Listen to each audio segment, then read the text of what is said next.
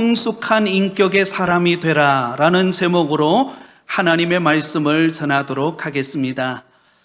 여러분, 일반적으로 교회가 기대하고 소망하는 것이 무엇일까요? 교회가 기대하고 소망하는 것은 교회가 건강하게 성장하고 또 많은 성도들이 하나님 앞에 나와 예배하며 기쁨을 누리는 것일 것입니다. 그런데 여러분, 참 이상하게도 교회의 성도의 수가 줄어들기를 바라는 어떤 목사님이 계셨습니다. 그래서 그 목사님은 항상 하나님 앞에 이렇게 기도했습니다. 하나님, 우리 교회의 교인이 이제 좀 줄어들기를 원합니다. 또 이 목사님은 다른 목사님들을 만날 때마다 늘 이구동성으로 말했습니다. 자기 교회 성도들이 제발 줄어들었으면 좋겠다. 그렇다면 여러분, 그 목사님은 왜 자신이 섬기는 그 교회 성도들이 줄어들기를 원했을까요? 그 목사님은 바로 교도소 담당 목사님이었기 때문입니다. 죄수들이 줄어들기를 바라는 마음이죠. 참으로 양심적이고 인격적인 목사님이 아닌가, 그런 생각이 듭니다. 여러분, 그런 면에서 볼 때에 우리가 하나님 앞에서 귀하게 쓰임받는 사람이 되려면 무엇이 필요할까요? 물론 믿음이 필요하죠. 그러나 그와 더불어 성숙한 인격의 사람이 되어야 합니다. 그래서 하나님께서는 우리의 삶 가운데 하나님의 놀라운 일을 행하시는데, 그것이 무엇인가? 하나님이 우리를 쓰시기 위하여 우리의 믿음과 인격을 연단하는 기간을 반드시 가진다라는 것입니다. 여러분, 우리가 잘 아는 성경의 인물 야곱, 이 야곱은 어떤 사람이었습니까? 그가 태어날 때에 형의 발꿈치를 잡고 태어났다 해서 그의 이름을 야곱이라 지었습니다. 이 야곱이라고 하는 이름의 뜻은 속이는 자, 움키는 자라는 뜻을 가지고 있습니다. 그의 인생은 그의 이름처럼 형을 속이고 아버지를 속이고 자신이 유익한 것만 있다면 움켜쥐는 그런 사람이었습니다.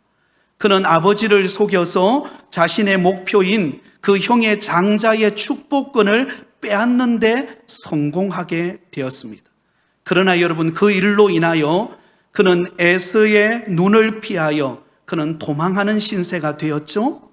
하나님이 그를 온전히 쓰시기 위하여 그를 철저히 연단하고 훈련하는 기간을 갖게 됩니다. 야곱은 외삼촌 라반의 집으로 가서 그곳에서 무려 20년 동안 그는 연단을 받고 그의 인격이 성숙한 사람으로 변화되는 과정을 거치게 됩니다.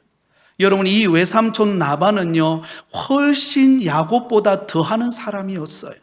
훨씬 더 잘 속이고 훨씬 더 남의 것을 빼앗는 그런 성품을 가진 사람이었습니다.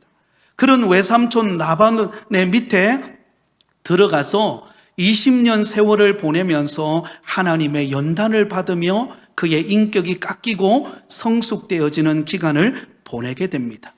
드디어 그가 고향 땅으로 돌아올 때가 되었을 때 그는 형 에서를 만나기 전에 마지막 어떤 사건이 일어납니까? 야복 강가에서 천사와 밤을 새우며 씨름하는 일이 일어납니다.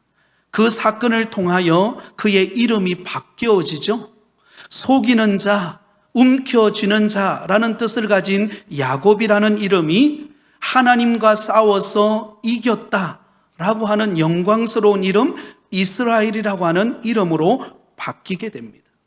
그가 인격에 성숙한 연단을 받아서 이제는 하나님이 쓰시는 사람이 되었다는 것을 의미하는 것입니다.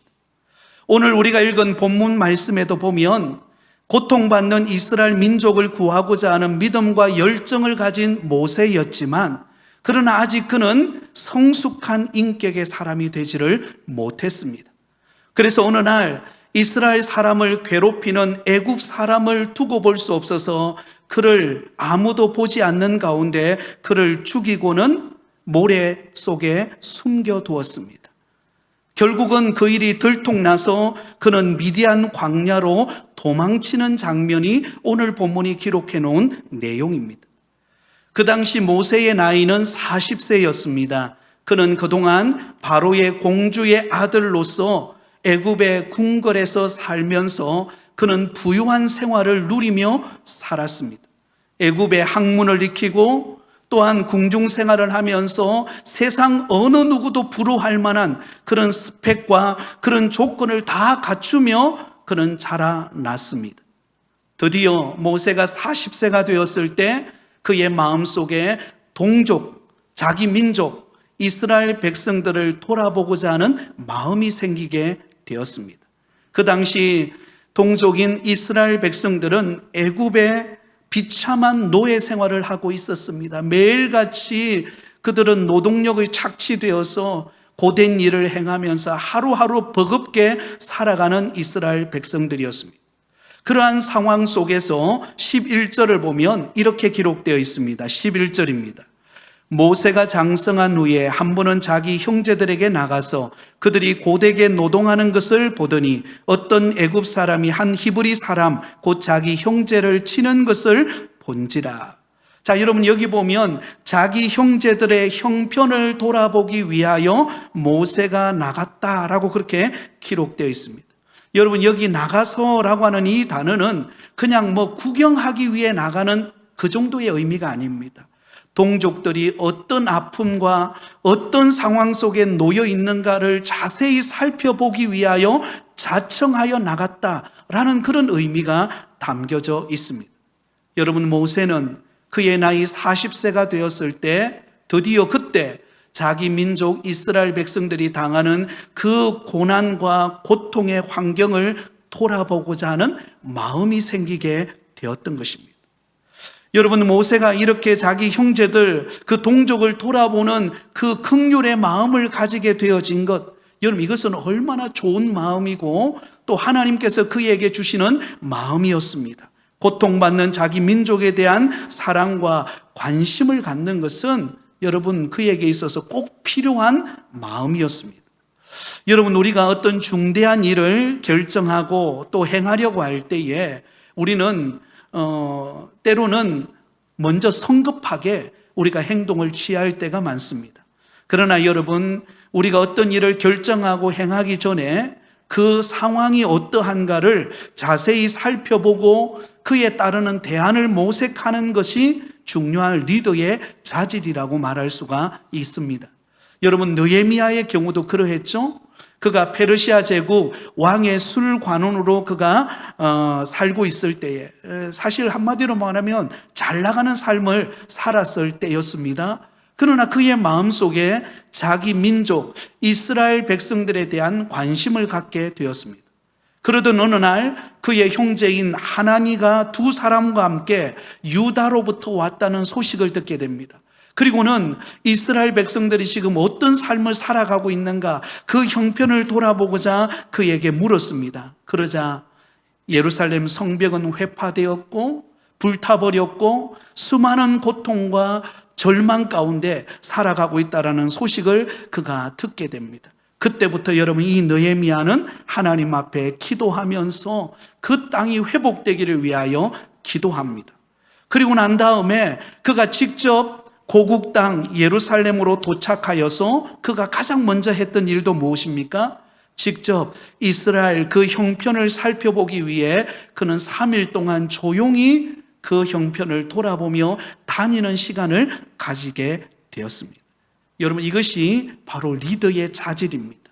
어떤 일을 결정하고 또 어떤 일을 행할 때에 먼저 그 형편을 돌아보고 충분히 기도하는 가운데 하나님의 뜻을 따라 행하는 리더의 자질이 필요한 것입니다. 자, 그런데 여러분 오늘 본문에 보면 모세의 문제가 무엇입니까? 당시 모세는 그가 배운 학식과 열정은 대단했습니다.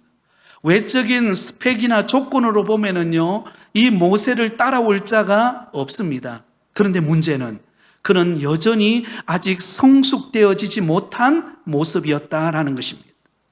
모세는 애굽의 왕궁의 화려한 문화와 학식은 갖추고 있었는지 모르지만 또 이스라엘 민족을 생각하는 마음의 열정은 있었는지 모르지만 그러나 아직까지 그의 인격이 성숙되어지지 못한 단계였습니다. 여러분, 이 모세의 행동을 통하여 우리는 그것을 발견할 수가 있습니다. 12절입니다. 좌우를 살펴 사람이 없음을 보고 그 애굽 사람을 쳐 죽여 모래 속에 감추니라. 여러분, 모세가 무엇을 보았을까요? 네, 애굽 사람이 동족 이스라엘 백성을 괴롭히고 또 때리고 또 수모를 주는 장면을 보게 된 것입니다. 그러자 모세가 갑자기 그 장면을 보는 순간 뚜껑이 열린 거예요. 피가 거꾸로 솟고 그 마음에 막 분노가 치밀어 오르기 시작했습니다. 그리고는 그 분노를 참지 못하여서 그 애굽 사람을 쳐 죽이고는 그를 모래 속에 아무도 보지 않는 가운데 모래 속에다가 감추어 버렸습니다. 그는 분노를 절제하지 못하고 그 애굽 사람을 죽여서 모래 속에 감추어 버렸습니다. 그리고는 그 애굽 사람을 쳐 죽인 모래 속에 감추고는 아무도 보지 않았을 것이라고 생각했습니다. 이튿날이 되었습니다. 이번에는 히브리 사람이 서로 막 다투고 있는 거예요. 그래서 모세가 잘못한 사람에게 이렇게 말합니다. 내가 어찌하여 동포를 이렇게 괴롭히느냐? 그렇게 책망을 합니다. 그러자 여러분, 그가 모세에게 뭐라고 이야기합니까? 이렇게 말합니다. 누가 너를 우리를 다스리는 자와 재판관으로 삼았느냐? 내가 애굽 사람을 죽인 것처럼 나를 죽이려느냐? 여러분, 모세는 그 애굽 사람을 죽이고 모래 속에 감춘 것을 아무도 보지 못했을 거라고 생각했습니다. 그러나 웬걸요, 그 장면을 보았던 사람들이 있었습니다. 그리고는 이제는 그 애굽 사람과 같이 나를 그렇게 죽이려느냐, 그렇게 모세를 향하여서 소리쳤습니다. 여러분, 모세는 아무도 모른다고 생각했는데 이미 알고 있고 또 이미 탄로가 나버린 것입니다. 누구에게까지 그것이 알려집니까? 바로 왕에게까지 알려집니다. 그리고는 바로 왕이 그 이야기를 듣고는 모세를 찾아 죽이려고 하는 내용이 오늘 본문의 내용입니다.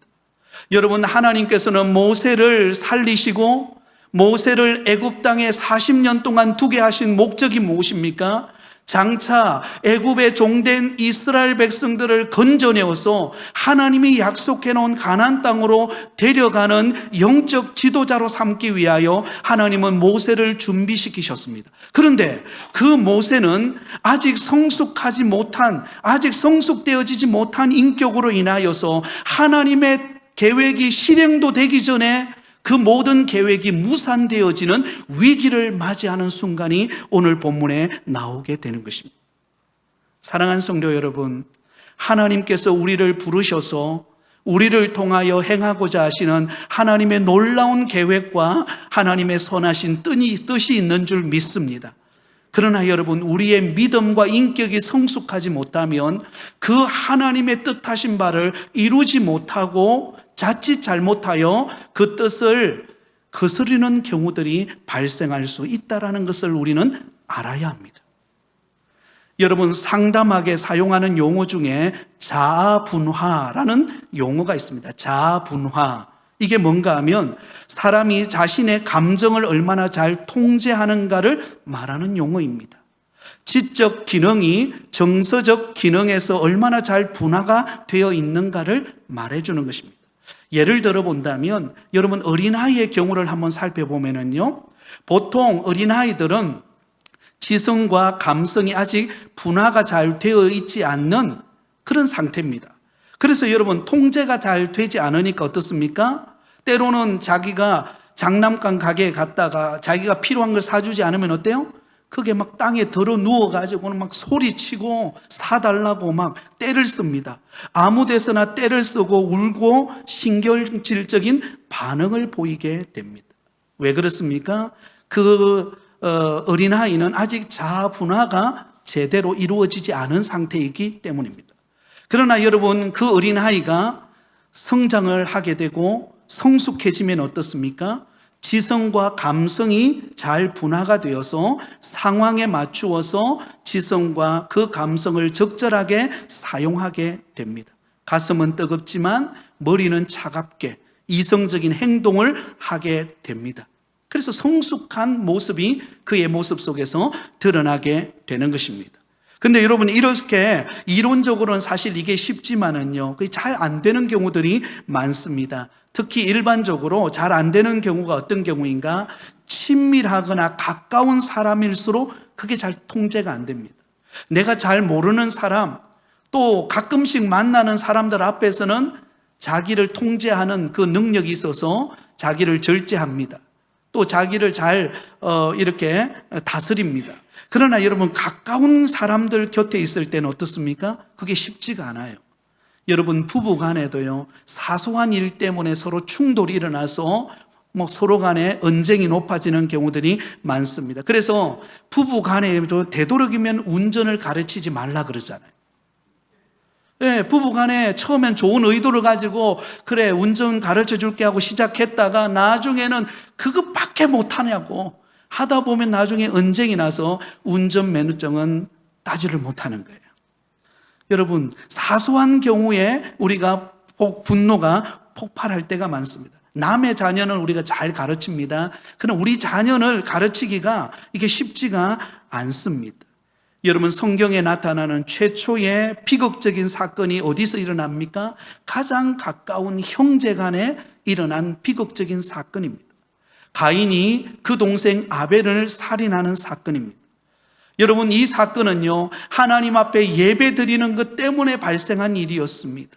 하나님 앞에 제사를 드렸는데 가인은 농사한 것 중에 일부를 하나님 앞에 드리고 아벨은 양의 첫 새끼와 그 기름으로 하나님 앞에 드렸습니다. 그런데 하나님은 그 믿음과 그리고 그 정성과 첫 것을 드리는 그 아벨의 제사는 받으시고 가인의 제사를 받지를 않으셨어요. 여러분, 그렇다면 가인은 어떻게 해야 됩니까? 내가 하나님 앞에 잘못 제사를 드렸는가 보구나. 다음부터는 내가 하나님 앞에 아벨처럼 믿음으로 또 준비된 모습으로 하나님 앞에 제사를 드려야 되겠구나. 여러분, 이런 생각을 가져야 되는데 그는 그렇지를 못했습니다. 창세기 4장 5절에 보면 가인과 그의 재물은 받지 아니하신지라 가인이 몹시 분하여 안색이 변하니. 여러분, 동생 아벨의 제사는 받으시고 자신의 제사는 받지 않는 걸 보면서 그 동생을 보면서 안색이 변하여서 분노가 치밀어 올라서 그것을 견디지 못했습니다. 그것을 통제하지 못함으로 인하여 어떤 일이 발생합니까? 그 사랑하는 동생, 믿음으로 하나님 앞에 제사를 드림으로 우리 주님께 인정받았던 그 동생, 사랑스러운 동생을 살해하는 결과를 가져오게 되었던 것입니다. 사랑하는 성도 여러분, 결국 어떤 사람이 성숙한 사람입니까? 어떤 사람이 예수님을 닮은 인격의 사람입니까? 자기 감정을 잘 통제할 줄 아는 사람입니다. 자신이 처한 상황을 잘 파악해서 감정에 휩쓸리거나 어떤 충동적인 행동을 취하는 것이 아니라 깊이 자신을 돌아보고 상황에 맞게 분별력을 가지고 지혜롭게 행동하고 다른 사람을 대하는 성숙한 인격의 사람이어야 한다는 것입니다. 그런데 오늘 본문에 보면 모세는 그러지를 못했습니다. 모세는 자기 민족, 그 고통받는 자기 민족에 대한 동정심은 있었습니다. 그러나 여러분, 그는 아직 정서적으로 자기 그 감정을 통제할 수 있는 성숙한 인격의 사람이 되지를 못했어요. 그래서 충동적인 감정으로 인하여 결국은 하나님의 선한 뜻을 그르칠 수 있는 위기를 맞이하게 된 것입니다. 오늘 본문에 나오는 이 모세의 행동은 결코 정당화될 수가 없습니다. 왜냐하면요, 그는 자기 동포, 그 고통받는 그 동족을 살리고자 하는 선한 목적은 있었지만 그러나 그 과정은 바르지를 못했기 때문입니다. 여러분, 아무리 선한 목적이라도요, 그 과정이 바르지 못하면 그것은 정당화될 수가 없는 것입니다. 우리가 믿고 섬기는 하나님은 우리가 선한 목적을 가지고 살아가야 될 뿐만 아니라 거기에 선한 동기와 과정을 중요하게 여기시는 분이시라는 것을 기억하실 수 있기를 바랍니다. 그 동기와 그 과정은 무엇을 통해서 나타납니까? 그 사람의 성숙한 인격을 통하여 드러나게 됩니다. 여러분, 예수님께서 겟셋마네 동산에서 군인들에게 붙잡혔을 때, 로마 병정들에게 붙잡혔을 때, 그때 여러분 옆에 있던 베드로가 갑자기 칼을 빼내가지고는 충동적으로 말고라고 하는 사람의 귀를 자르는 일이 발생합니다. 우리가 생각할 때는 너무 잘한 것처럼 보이잖아요. 시원하지 않습니까? 그런데 우리 예수님은 적시로 그 잘린 말고의 귀를 고쳐주시면서 베드로를 향하여 이렇게 말씀했습니다. 마태복음 26장 52절 우리 같이 읽습니다. 이에 예수께서 이르시되 내 칼을 도로 칼집에 꽂으라. 칼을 가지는 자는 다 칼로 망하느니라. 여러분, 예수님께서 아주 중요한 말씀을 하셨습니다. 내 칼을 도로 칼집에 꽂으라. 칼을 가지는 자는 다 칼로 망하느니라. 충동적으로 여러분 베드로가 칼을 빼어서 말고의 그 귀를 자르는 행동, 여러분 인간적으로 예수님을 보호하는 행동처럼 보였습니다. 그러나 하나님의 뜻을 그르치는 행동이었습니다. 그러므로 칼은 칼집에 꽂아주다는 것입니다. 칼을 가지고 휘두르는 자는 칼로 망하는 인생이 된다라고 말씀하고 있습니다. 사랑하는 성도 여러분, 하나님께서는 우리에게 주신 재능과 은사와 또 직분과 각종 하나님이 부어주신 그런 좋은 그런 힘을 발휘할 수 있는 칼을 하나님이 저와 여러분에게 주셨습니다. 그러나 그것을 올바른 데 사용하지 않는다면 그것은 오히려 우리에게 해가 되는 경우들이 나타납니다. 여러분, 칼은 사용하기 전에는 항상 어디에 꽂혀 있어야 합니까? 칼집에 꽂혀 있어야 그 칼이 보호가 되는 것입니다. 다른 사람에게 상처를 주거나 아픔을 주지를 않는 것입니다. 잘못 휘둘렀다가는 오히려 하나님의 뜻을 그르치고 다른 사람에게 상처를 주고 아픔을 줄 수가 있기 때문입니다. 여러분, 어린 아이에게 칼을 맡기면은요, 그 칼은 그 아이에게 흉악한 무기가 됩니다. 그러나 여러분, 요리사에게 그 칼이 맡겨지면 어떻습니까? 성숙한 요리를 잘하는 요리사에게 맡겨졌을 때는 그 요리가 멋진 요리가 나오게 되는 것입니다. 로마서 12장 21절에 이렇게 말합니다. 악에게 지지 말고 선으로 악을 이기라. 한번 따라해 볼까요? 악에게 지지 말고 선으로 악을 이기라. 로마서 12장 17절에 이렇게 말합니다. 아무에게도 악을 악으로 갚지 말고 모든 사람 앞에서 선한 일을 도모하라. 여러분, 악을 악으로 갚지 말라. 나에게 때로는 해를 입히고 나에게 수모를 주는 사람들에게 내가 되갚아 주려고 하는 그런 성숙되지 못한 어린아이 같은 행동이 나오면은요, 모든 일을 망쳐버린다는 것입니다. 어떻게 하라는 것입니까? 악을 악으로 갚지 말고 모든 사람에게 선한 일을 도모하기를 힘써라. 오늘 새벽에 나누었던 말씀인데요, 이삭이 그랄 땅에서 하나님이 흉년의 때인데도 이삭이 농사를 지었는데 100배의 복을 받았어요. 여러분, 놀라지도 않으세요? 몇 배의 복을 받았다고요? 100배의 복을 받았어요.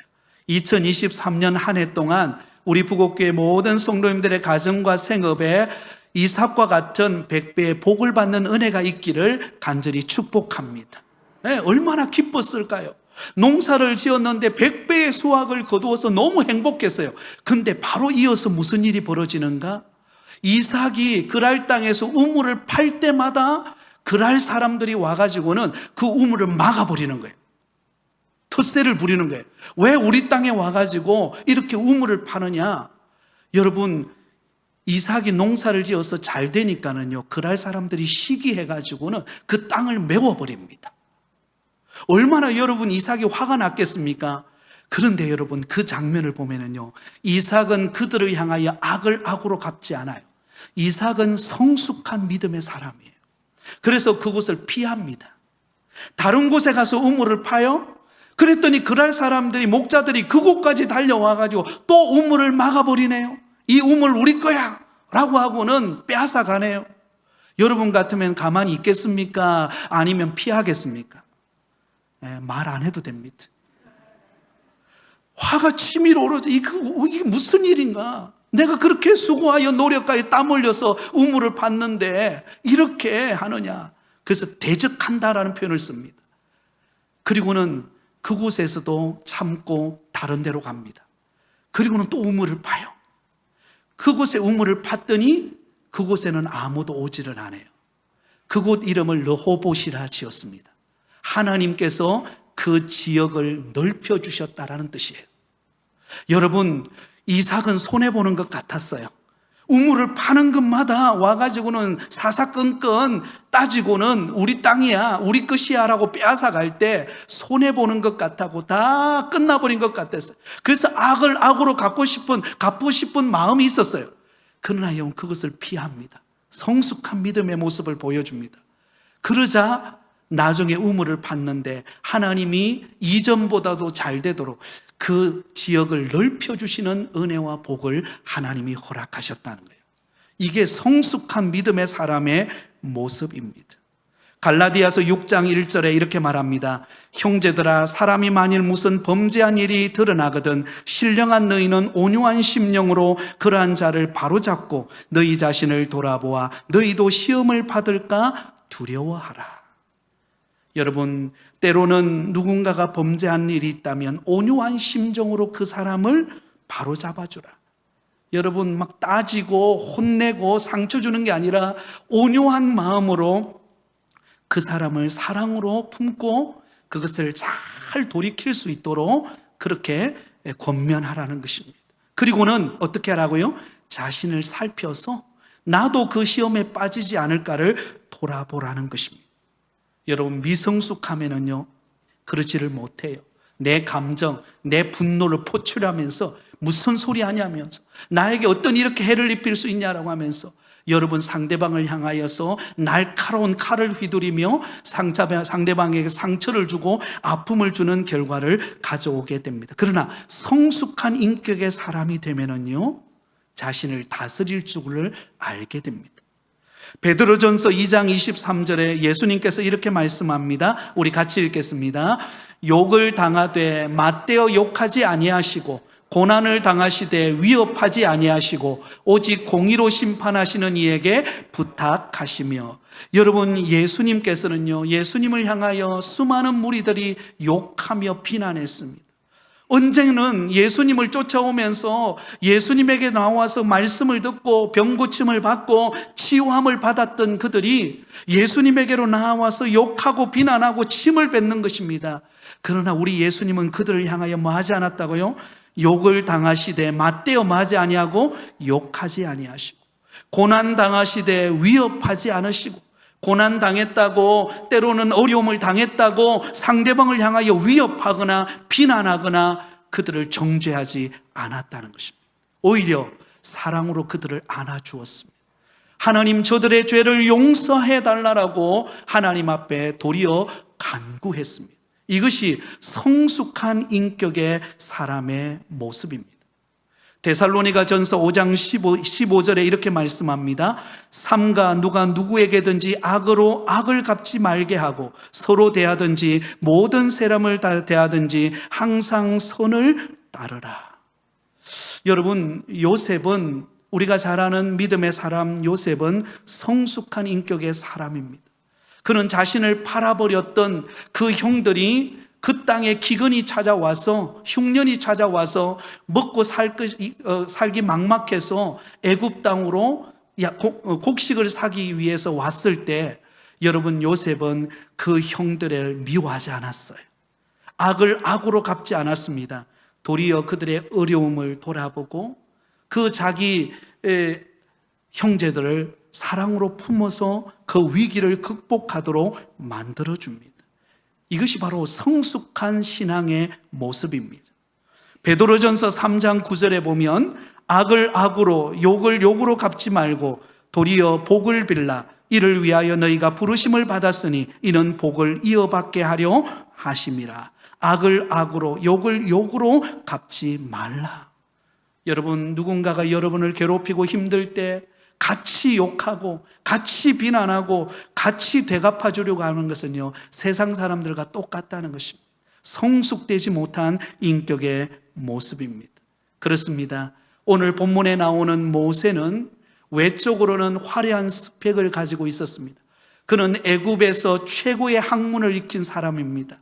그리고 왕궁 생활을 하면서 아마 그가 입었던 옷도 화려하고 빛이 났을 것입니다. 그의 외모도 잘 가꾸어서 어느 누구 앞에 서 있었으나 정말로 뒤처지지 않는 그런 오늘날 이 시대의 멋진 모습이었을 것입니다. 그러나 여러분, 모세는 여전히 성숙되어지지 못한 인격의 사람이었습니다. 그래서 하나님은 그를 어디로 보내나요? 미디안 광야로 보냅니다. 그 미디안 광야는 하나님이 그를 성숙한 인격의 사람으로 빚으시는, 그를 영적으로 변화시키는 그런 기간을 갖게 하십니다. 여러분, 모세는 아직 공사 중이었던 것입니다. 여러분, 건물을 지을 때 그 건물이 완성되기 전까지는 어떻게 합니까? 그 앞에 팻말이 붙어 있죠. 그 팻말에는 공사 중이라는 팻말이 붙어 있습니다. 그 공사가, 그 건물이 완전히 지어질 때까지는 공사 중이에요. 근데 그 공사 중인 기간이 미디안 광야에서 40년의 여정 동안 하나님이 그를 연단하고 훈련하는 시간이었습니다. 이 자리에 앉아 계시는 사랑하는 성도 여러분, 저와 여러분도 주님이 쓰시기에 합당한 사람으로 세워가실 때 때로는 우리를 연단하는 그런 공사 중인 기간이 있을 때가 있을 것입니다. 그러나 그때는 절망하고 낙심할 때가 아니라 하나님이 나를 빚으시고 나를 성숙한 인격의 사람으로 만들어 가시는 기간이라는 사실을 기억하면서 저와 여러분이 우리 주님을 닮아가는 성숙한 믿음의 삶의 시간이 되시기를 바랍니다. 여러분, 모세가 이렇게 덜 성숙한 모세를 하나님 미디안 광야로 보내어서 그를 연단하는 과정을 통하여 그가 훈련되었을 때 민수기 12장 3절에 보면은요, 모세에 대해서 이렇게 말합니다. 우리 같이 읽겠습니다. 시작. 이 사람 모세는 온유함이 지면의 모든 사람보다 더하더라. 여러분, 모세가 그의 나이 40세가 되었을 때 그때 행동은 그런 충동적인, 사람을 죽이고도 아무렇지 않게 생각했던 그런 사람이었다고 한다면, 그가 40년 미디안 광야의 시간을 보내고 연단을 받았을 때 그는요, 온유함이 지면의 모든 사람보다 더하는 사람이 되었습니다. 하나님은 저와 여러분을 연단하는 기간을 거치게 합니다. 어떤 면에 보면 지금 저와 여러분의 환경이 그러한 환경일 수 있습니다.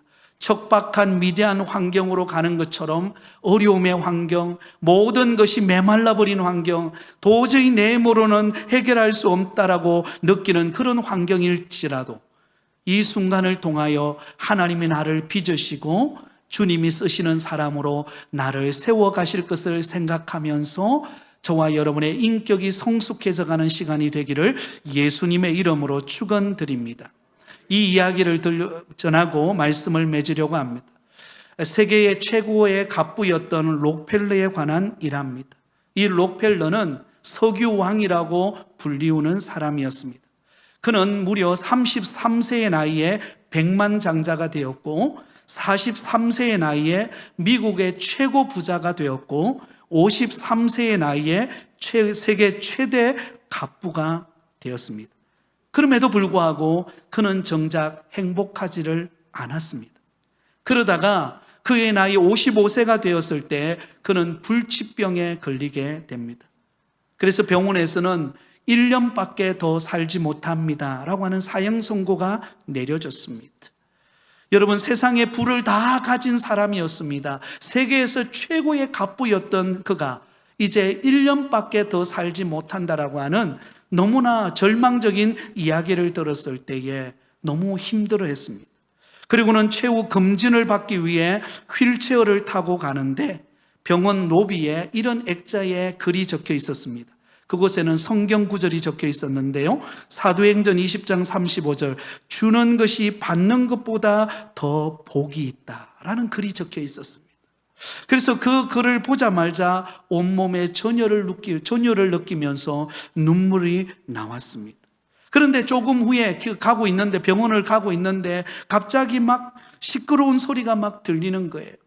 그 소리는 무슨 소리였는가 하면 입원비를 제대로 내지 못해서 병원 측에서 입원할 수가 없으니, 입원비를 내지 않아서 더 이상 입원할 수 없으니 나가라고 하는 그런 이야기였습니다. 그러자 그 환자 어머니가 제발 입원시켜 달라고 하는 이 말다툼이 있는 그 상황을 보게 됩니다. 그러자 이 록펠러가 비서를 시켜서 몰래 아무도 모르게 그 입원비를 지불하게 됩니다.